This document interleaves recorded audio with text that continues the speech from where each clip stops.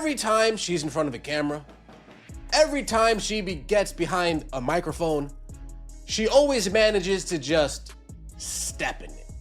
Step in a pile of hot, steamy dung. Every time. I can't remember the last time Stephanie White gave an interview that just wasn't vomit of the mouth. Every single time. Every press conference, every post-game, every soundbite. Stephanie White walks up to that podium and finds a brand new way to make Indiana Fever fans question what they're watching. And yesterday? Yesterday she said something so bizarre about her own offense that you have to hear it twice just to believe it came out of a head coach's mouth. You know, we've got opportunities to play through Maisha and Didi in the same way that we do, you know, AB, especially in the quarter court. So we need to take advantage of that. And Huh? What'd you say? You know, we've got opportunities to play through Maisha and Didi in the same way that we do. Wait, what? You know, we've got opportunities to... Read that one back. With Aaliyah Boston sitting out, the head coach of the Indiana Fever just looked into a camera and said the plan in the half court is to run things through Maisha Haley and DeWanna Bonner the same way they run it through AB. Maisha Haley, DeWanna Bonner, in the half court. Those are the names she chose, and the name she didn't choose, the one with the highest usage rate, the one selling out arenas, the one breaking television records every time her sneakers touch hardwood. Caitlin Clark. Not mentioned, not centered, not the answer in her own coach's mind. Stephanie White, what the fuck is your definition of playing through? Is your definition of playing through? Because it seems to change depending on who we're actually talking about. So I think you just continue to change definitions and what words mean. You can't really change what words mean. You're not an authority on that. I know it hurts you because you want to be in control all the time, and when you're not in control, you start grabbing players and yanking players and setting your assistants on players. Yeah, we see you, Steph. What does playing through even mean to this coaching staff? Because the definition seems to shift depending on which player she's protecting from the spotlight. When AB is healthy, playing through her means putting the ball in her hands at the elbow, letting her hold it, letting her decide. The offense literally stops and waits. That's what we've been watching for 2 seasons. And now with AB out, instead of unleashing the most electric guard in the sport, the answer is a different forward and a 38-year-old veteran shooting career lows from the field. Make that make sense. What I'll say. I'm going to say that we're playing through Dantas and Maisha Hines-Allen.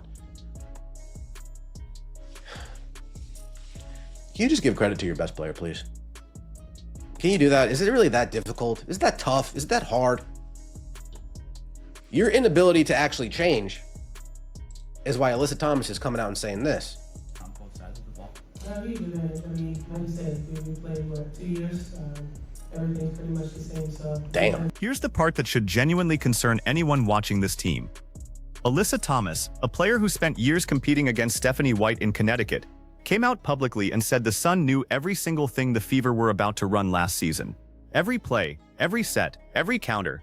2 years of the same system, the same tendencies, the same predictable rotations. That's not a rumor from a podcast. That's a former opponent on the record telling you the playbook leaked itself. If they plan on doing that, then they're not winning. Steph White is obsessed with playing through a big in her half-court sets. So obsessed that she would rather take the 12th man from the bench if she's a big instead of playing through Caitlin. Dantas is unplayable. She is unplayable at this point. Dantas throws up a shot or drives. Like, what the fuck are you even talking about playing through Dantas? I haven't even fucking seen that. So again, this is just Stephanie White trying to make herself seem like she is responsible for how Caitlin Clark's been getting her shots. Because watch what happens to this offense when Aaliyah Boston is on the bench getting rest. The pace picks up, the spacing opens up. Caitlin Clark stops looking over her shoulder for a check down pass and starts attacking. And the box score reflects it. Multiple 20 and 10 games in a stretch where she's essentially been running her own offense, ignoring the predetermined sets and creating in space. That's not the coach's design. That's a player going rogue inside her own system because the system isn't built for what she does best. You need a treat?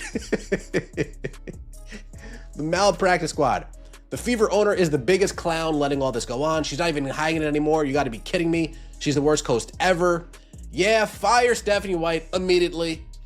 Keep it up showing your unprofessionalism. That's what happens when you don't hire the best person for the job. I had to replay this 3 times because she faked a cough to cover up.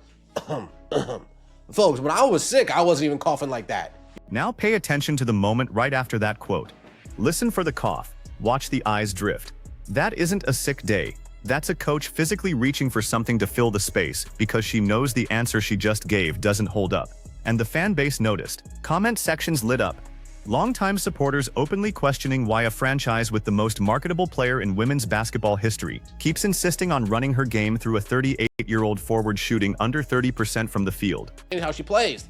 The look of disdain from Caitlin's head coach when she made that long three-pointer yesterday was literally disgusting.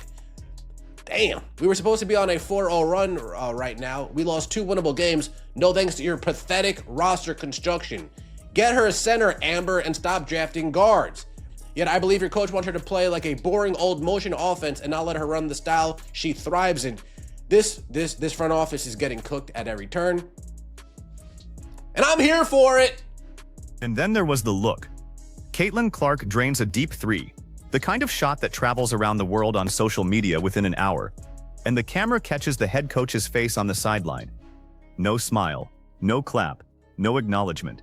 Just a flat, almost annoyed expression that you'd expect from someone whose game plan just got overruled by a 23-year-old guard with better instincts than the entire whiteboard.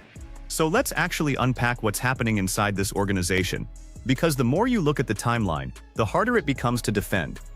When Stephanie White was hired away from Connecticut, the introductory press conference was full of buzzwords: player development, defensive identity, building a winning culture. What it noticeably lacked was any specific articulation of how she planned to maximize the singular generational talent already on the roster. Looking back at that podium moment now, with the benefit of 2 seasons of evidence, the warning signs were sitting right there in plain sight. She talked about systems. She talked about structure. She talked about everyone touching the ball. What she did not talk about was Caitlin Clark. The result has been a slow-motion collision between a coach who believes in a slow, half-court, big-driven offense, and a player whose entire value proposition is the exact opposite. Caitlin Clark thrives in space, in transition, with the ball in her hands at the top of the key making reads against scrambling defenses. The Connecticut Sun offense she ran for years is built to grind opponents down, work the clock, and create high-percentage looks at the rim through interior touches. Those 2 philosophies are not just different, they are mathematically opposed. And the fan base has been patient. They watched the rookie season where chemistry was an excuse. They watched the off-season additions that were supposed to fix the spacing problem. They watched a coach get extended, an assistant coach incident get glossed over, and a roster constructed with too many guards and not enough rim protection. They watched attendance numbers, while still strong by historical league standards, plateau in a season where they should have exploded. They watched the energy in the building shift from celebration to anxiety. Now think about what it means when a head coach, asked directly about her offense without her starting forward, names 2 other front-court adjacent players as the focal points before mentioning the most accomplished offensive player on her own team. That isn't a slip of the tongue. That's a worldview. That's the coach telling you, on the record, that her preferred version of basketball runs through size and post touches even when the personnel and the moment scream for a guard-led attack. DeWanna Bonner is a future Hall of Famer. Nobody is questioning her career. But her current shooting splits, her current role, her current fit in an offense that needs spacing and quick decisions, none of it lines up with being a primary half-court hub. Maisha Haley is a useful connector, a smart passer, a player who can move the ball. She is not the answer when the alternative is handing the keys to a guard averaging numbers that would put her in the MVP conversation if the franchise stopped fighting her. The Alyssa Thomas quote should be hanging on every front office wall in the league as a cautionary tale. When a direct competitor publicly tells the media that your scheme is so predictable they could call your plays out loud, that is not a soft criticism. That is a 5-alarm fire. And the response from this coaching staff has been, by all visible evidence, to run the same actions with the same personnel preferences and hope the personnel changes around her save the system. The Fever fan base is doing the math in real time. 2 consecutive seasons under this coach, plateauing momentum, public comments from former opponents about predictability, a star player visibly creating her own offense outside of design sets, a press conference quote that omits her name when the entire question was about offensive priorities. None of these data points exist in isolation. They are the same story told from different angles. The question facing ownership is no longer whether the relationship between this coach and this superstar is working. The video evidence, the press conference language, the on-court body language, all of it answers that question.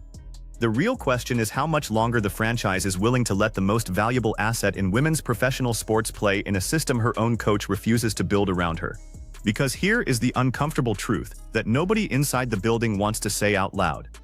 Coaches get replaced all the time. Generational players, the kind who move television ratings into the millions and sell out road arenas in cities that have never cared about women's basketball. Those players come along once a generation if you're lucky. The Indiana Fever got lucky.